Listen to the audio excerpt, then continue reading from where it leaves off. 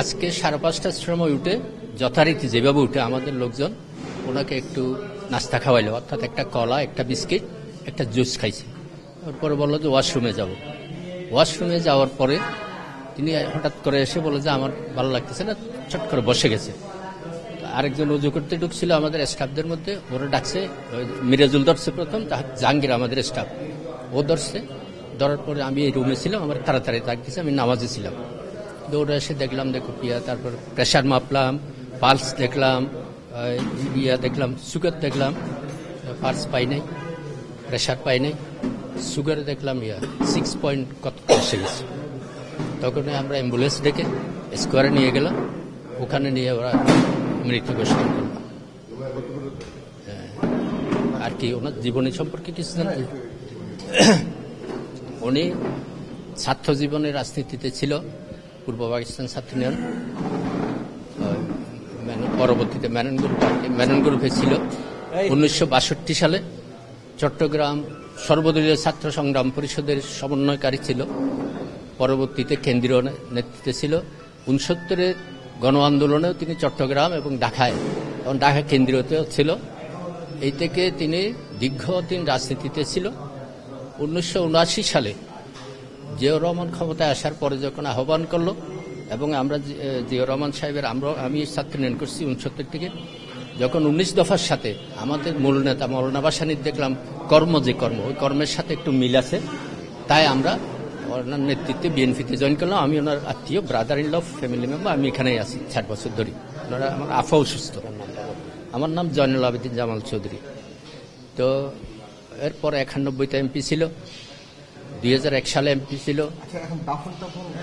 দাফন টাফন গ্রামের বাড়ি গহিরা, চট্টগ্রাম গহিরাতে। ওনার নির্বাচনী এলাকা চট্টগ্রাম শহরে জমিতুল ফালা মাত্রে চট্টগ্রামের জায়নাজা হবে। জায়নাজা এখনো টাইম ঠিক হয় না। এখানে একটা জানাজা হবে, যেহেতু একসাথে দীর্ঘদিন এখানে ছিল। পার্টি অফিসের সামনে একটা জানাজা হবে। সংসদ ভবনেরটা আমাদের মহাসচিব আসতেছে, মহাসচিবের সাথে সিদ্ধান্ত করে কি নয়াপল্টনটা শেষ করব না সংসদ ভবনে নেব, এটা ঠিক করব। এরপরে আমরা চিটাগং চলে যাব। টাইমটা এখনো ঠিক করা হয়নি। ওখানে জমিতুল ফালা জাতীয় মসজিদের মাঠে, জমিতুল ফালা মসজিদ, জাতীয় মসজিদ। আমি ঘুমের থেকে উঠলাম, আমি দেখেছি যে উনি ডাইনিং টেবিলে বসে একটা জুস, একটা কলা, একটা বিস্কিট খাচ্ছে। আমার সাথে ড্রাইভার উনি খাওয়াচ্ছে। খাওয়া অবস্থায় ও ডাইনিং টেবিলে খাওয়া শেষ, ও রুমে নিয়ে যাচ্ছে। যাওয়ার পথেই ওনার কাশি আসলো। কাশি আসার পরে একটু অস্বস্তি বোধ করলো, বোধ করে বসে গেল। বসে যাওয়ার পরে আমাকে ডাক দিল যে জাহাঙ্গীর ভাই আপনি কোথায়, আপনি আসেন তাড়াতাড়ি, আমি পারতেছি না। আমার সাথে ড্রাইভার বলল। আমি দৌড়াই গেলাম। দৌড়াই যাইয়ে ওনাকে আর ধরে উঠাইতে পারতেছি না। উনি ওই অবস্থায় মানে শরীর ছাড়িয়ে দিছে। ছাড়িয়ে দেওয়ার পরে আমরা একটা বিছনা করে ওখানে শোয়াই দিছি।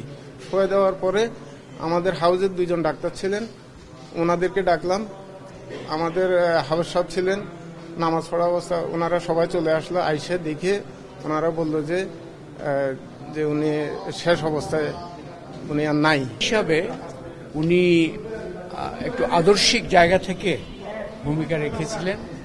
উনার সমাজ পরিবর্তনের যে বৃহত্তর চিন্তাগুলো, সেগুলো নিয়ে ওনার সাথে বহু সময় আলোচনা হয়েছে। আমি গভীর শোক প্রকাশ করছি উনি যে চলে গেলেন। উনাদের মতো রাজনীতিবিদদের বাংলাদেশে খুব প্রয়োজন।